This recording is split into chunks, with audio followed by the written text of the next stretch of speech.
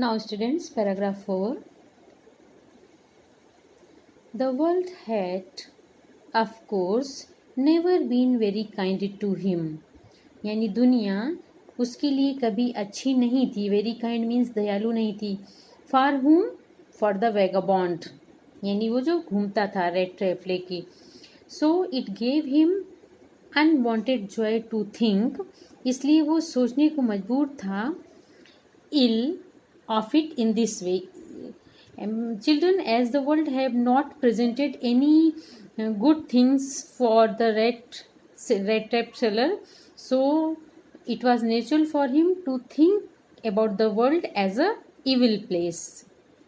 It became a cherished pastime of his. वो उसके लिए एक टाइम पास करने का साधन बन गया था. ड्यूरिंग मेनी डेयरी प्लॉडिंग्स, कई प्लॉडिंग्स यानी रुक रुक के चलने में. To think, dreary plodding means लंबी फेरियों, जो धीरे धीरे चलता था वो नीरस होके, वही लंबी फेरियों के दौरान. To think of people he knew, उन लोगों के बारे में वो सोचता था. Who had let themselves be caught, जिन लोगों ने खुद को पकड़ा जाने दिया है. इन द डेंजरस स्नेयर, उस खतरनाक जाल में. एंड ऑफ अदर्स, और उन लोगों के बारे में who were still circling around the bait, और उन लोगों के बारे में भी वो सोचता है जो कि अभी भी वर्ल्ड लाइक बेट यानी प्रलोभन के चारों तरफ भी सर्कल बना रहे हैं. It means they are also being ready to be enclosed into the red trap. वो व्यक्ति कहता है कि जैसे जो लोग इस दुनिया के पिंजरे में पकड़ लिए गए और जो अभी भी उसके चारों तरफ भटक रहे हैं दुनिया के प्रलोभन में, उनके बारे में वो सोच रहा है. Who is thinking the children? About whom? The vagabond is thinking about the world's people. One dark evening, एक शाम को, as he was trudging along the road, trudging means walking slowly along the road, road के पास जा रहा था slowly, he caught sight of a little grey cottage. उसकी नज़र एक भूरी झोपड़ी पे पड़ी. By the road side, road के किनारे. And he knocked on the door, और वो दरवाज़ा नॉक यानी खटखटाता है. To ask shelter for the night, रात के लिए शेल्टर यानी शरण लेने के दरवाजे को खटखटाता है. नॉर वॉज ही रिफ्यूज्ड, यानी उसे इनकार नहीं किया गया. इंस्टेड, इसके बजाय. अब द सावर फेसेस, यानी बेतुके चेहरों के, यानी ना खुश रहने वाले चेहरों के. विच ऑर्डिनरली मेट हिम, यानी जनरली जब वो बच्चों शेल्टर लेने जाता था किसी के यहाँ तो लोग नाराज होते थे, लेकिन यहाँ पे हियर इट डजंट हैपन, यहाँ ये नहीं हुआ. The owner who was an old man without wife or child, जो इस घर का ओनर था वो एक बूढ़ा था, उसकी वाइफ और चाइल्ड नहीं थे. Was happy to get someone to talk to, वो खुश था कि कोई उससे बात करने आया है. इन हिज लोनलीनेस, उसके अकेलेपन में. इमीडिएटली, तुरंत ही. He put the porridge, porridge means दलिया जो हम लोग खाते हैं. He put the porridge pot on the fire, वो दलिया बनाने का बर्तन आग पे रखता है. एंड गेव हिम सपर, और उसे भोजन देता है, रात का भोजन. Supper means night food. Then he carved off such a big slice from his tobacco roll, उसके बाद वो कार्व्ड ऑफ मीन्स निकालता है. सच ए बिग स्लाइस, इतना बड़ा टुकड़ा. फ्रॉम हिज टोबैको रोल, अपने तंबाकू के जो रोल करके खाते हैं उसने बड़ा सा टुकड़ा निकाला. And that it was enough both for the strangers pipe and his own, क्योंकि इतना बड़ा ये पीस था, ये स्ट्रेंजर की पाइप के लिए और उसके लिए, दोनों के लिए इनफ था, यानी पर्याप्त था. Finally he got out an old pack of cards, उसके बाद वो एक पुराना कार्ड्स का पैक यानी सेट पाता है. एंड प्लेट मजोलिस, और मजोलिस यानी ताशों का एक गेम होता है बच्चों, वो खेलते हैं दोनों. With his guest until bed time, जब तक बेड टाइम जाने का यानी सोने का टाइम नहीं हुआ तब तक वो बूढ़ा आदमी गेस्ट के साथ खेलता है मजोलिस नामक game. The old man was just as generous with his confidence. Old व्यक्ति जो था वो इतना उदार था अपने कॉन्फिडेंस यानी विश्वास से, as with his porridge and tobacco, जितना कि अपनी पॉरिज यानी दलिया और टोबैको यानी तंबाकू के लिए था, जनरस और confident.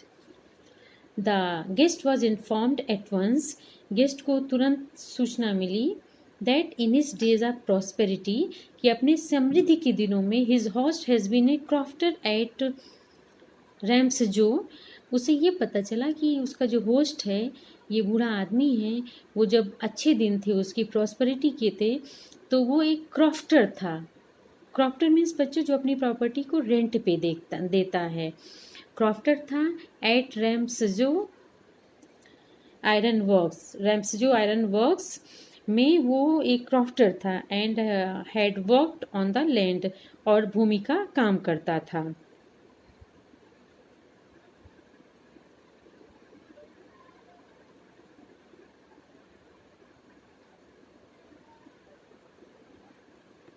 Now that he was no longer able to do day labour, क्योंकि बच्चों वो ओल्ड हो गया था और वो डे लेबर यानी दिन की मेहनत नहीं कर सकता था। It was his cow which supported him, ये उसकी गाय थी जो उसे सपोर्ट कर रही थी यानी सहारा दे रही थी। Yet that bossy was extraordinary, लेकिन फिर भी वो मालिक एक्स्ट्राऑर्डनरी यानी असाधारण था। She could give milk for the creamery every day. बच्चों वो यानी काऊ मिल्क इतना देती थी कि क्रीमरी यानी क्रीम की या घी की जो ज़रूरत एवरीडे की थी वो फुल हो जाती थी उस ओल्ड मैन की। And last month he had received all of 30 kronor in payment. बच्चों उसे 30 करोनर पेमेंट में मिले, यानी वो क्रीम को सेल करता था और उसे 30 करोनर मिले। ये बच्चों kronor is a Sweden rupee, Sweden का ये पैसा है।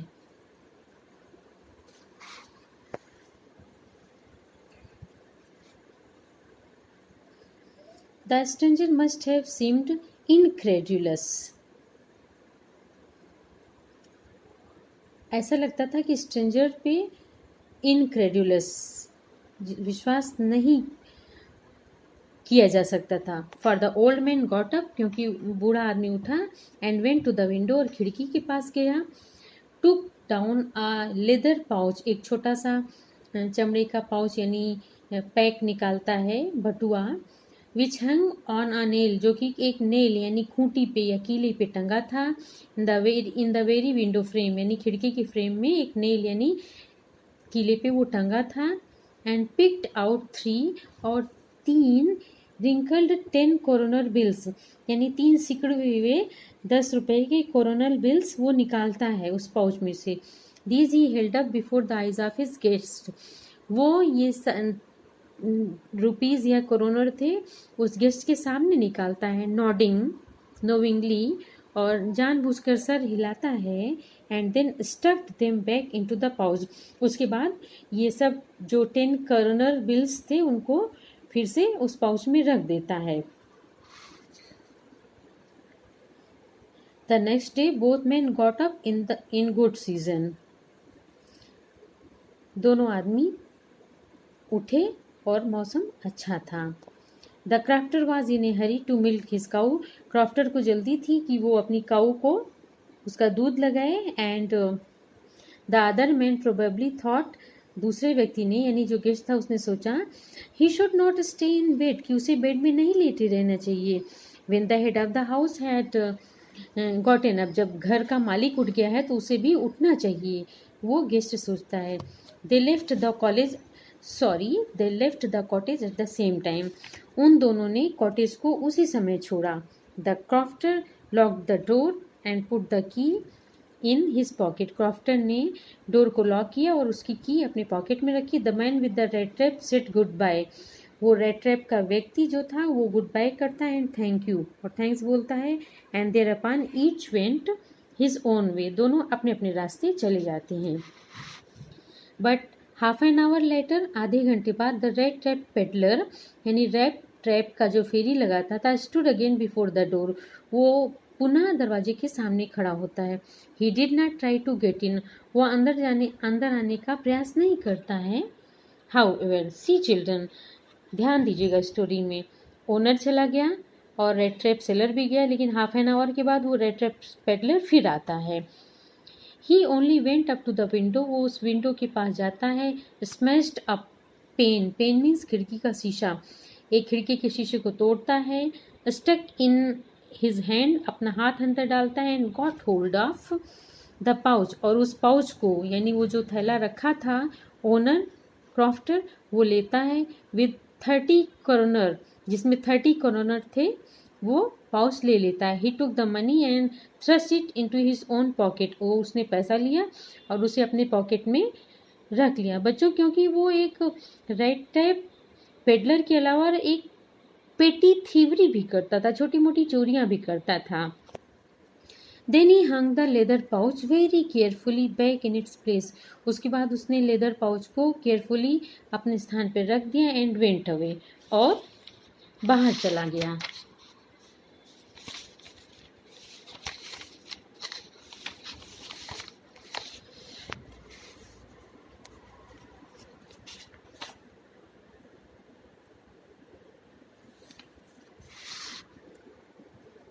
As he walked along with the money in his pocket, जैसे ही वो उस मनी को अपने पॉकेट में रखता है और उसी के साथ जाता है, he felt quite pleased with his smartness, उसे अपने स्मार्टनेस पे काफ़ी खुशी हो रही थी कि किस तरह मैंने पैसा ले लिया।